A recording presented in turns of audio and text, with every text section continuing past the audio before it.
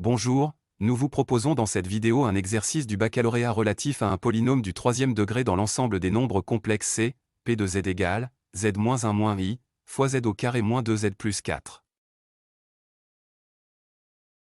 Soit dans l'ensemble des nombres complexes C, le polynôme P de z égale z-1-i, fois z au carré moins 2z plus 4, avec z, un nombre complexe.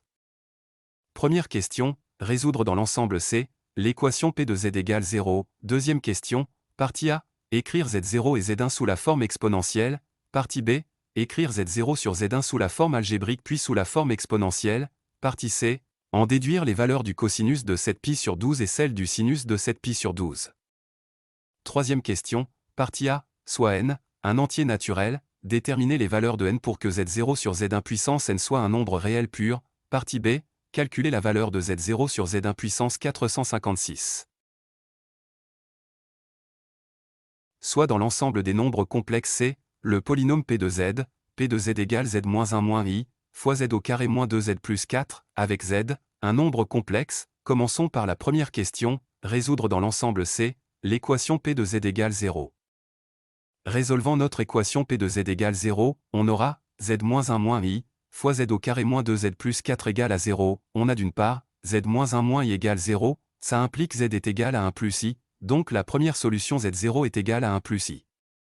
D'autre part, on a z au carré moins 2z plus 4 égale à 0, il s'agit d'une équation du second degré de la forme az carré plus bz plus c, égale à 0, pour la résoudre, on utilisera le discriminant delta qui est égal à b au carré moins 4ac. Dans notre cas, a est égal à 1, b est égal à moins 2, c est égal à 4, après remplacement et calcul, on trouve le discriminant delta égal à moins 12, delta est négatif, nous avons deux racines complexes conjuguées, on peut éventuellement écrire delta sous la forme 12i carré. La première solution z1 égale à moins b moins i racine de moins delta sur 2a, soit 2 moins i racine de 12 sur 2, après calcul, on trouve z1 égale à 1 moins racine de 3i, la deuxième solution z2 est conjuguée de z1, on pourra la calculer, z2 égale à moins b plus i racine de moins delta sur 2a, soit 2 plus i racine de 12 sur 2, après calcul, on trouve bien 1 plus racine de 3i, ainsi on a trouvé les trois solutions de notre équation du troisième degré. Passons maintenant à la deuxième question partie A, écrire z0 et z1 sous la forme exponentielle, on a trouvé, z0 égale à 1 plus i, z1 égale à 1 moins racine de 3i.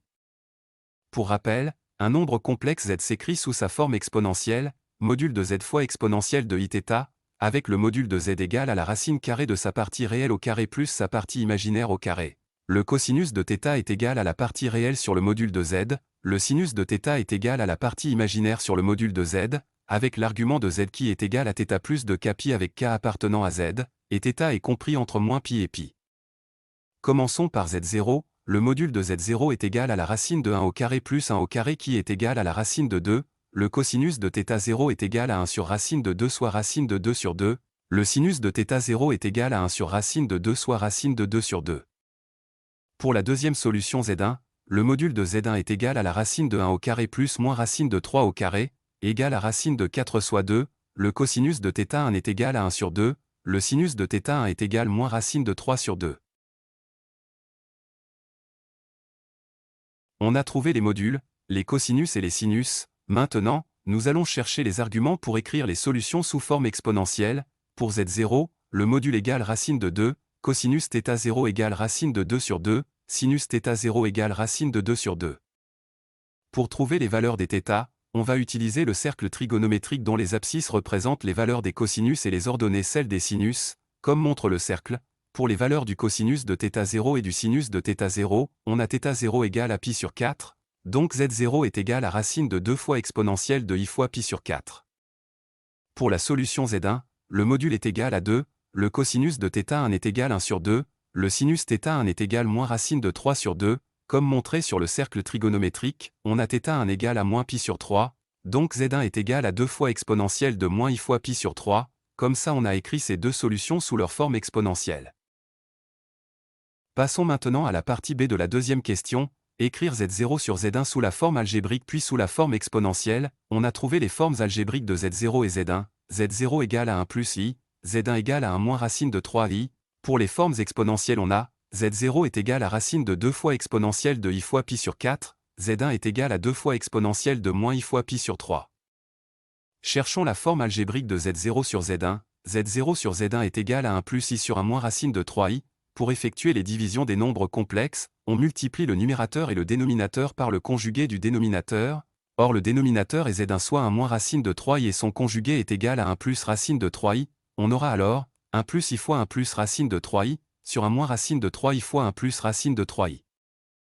Après calcul et séparation des parties réelles et les parties imaginaires, on trouve z0 sur z1 égale à 1 moins racine de 3 sur 4, plus 1 plus racine de 3 sur 4 fois i. Comme ça, on a trouvé la forme algébrique de z0 sur z1.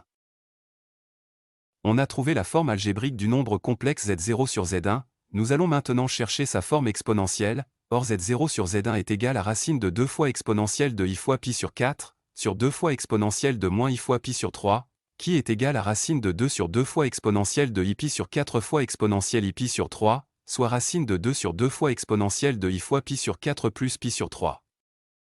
Après réduction au même dénominateur qui est 12 et calcul, on trouve la forme exponentielle de z0 sur z1 égale à racine de 2 sur 2 fois exponentielle de i fois 7 pi sur 12. Passons maintenant à la partie C de notre question, en déduire les valeurs du cosinus de 7π sur 12 et celle du sinus de 7π sur 12, on a trouvé la forme algébrique de z0 sur z1, 1 moins racine de 3 sur 4, plus 1 plus racine de 3 sur 4 fois i, et sa forme exponentielle, racine de 2 sur 2 fois exponentielle de i fois 7π sur 12. De la forme exponentielle, on pourra déduire le module et l'argument du nombre complexe z0 sur z1, le module est égal à la racine de 2 sur 2, et l'argument de z0 sur z1 est égal à 7π sur 12 plus 2kπ avec k appartenant à z. Or le cosinus de 7π sur 12 est égal à la partie réelle de z0 sur z1 sur son module, soit 1 moins racine de 3 sur 4 sur racine de 2 sur 2. Après calcul, on trouve le cosinus de 7π sur 12 égal à racine de 2 moins racine de 6 sur 4. De même, le sinus de 7π sur 12 est égal à la partie imaginaire de z0 sur z1 sur son module, soit 1 plus racine de 3 sur 4 sur racine de 2 sur 2. Après calcul, on trouve le sinus de 7π sur 12 égal à racine de 2 plus racine de 6 sur 4. Passons maintenant à la troisième question, partie A, soit n, un entier naturel, déterminer les valeurs de n pour que z0 sur z1 puissance n soit un nombre réel pur. Pour répondre à cette question, on va utiliser la forme exponentielle de z0 sur z1 qui est égale à racine de 2 sur 2 fois exponentielle de i fois 7π sur 12.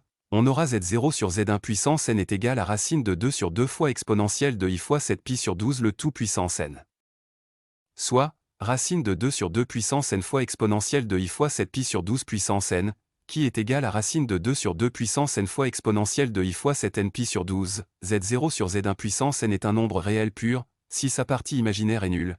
Or l'argument de z0 sur z1 puissance n est égal à 7nπ sur 12 plus 2kπ avec k appartenant à z.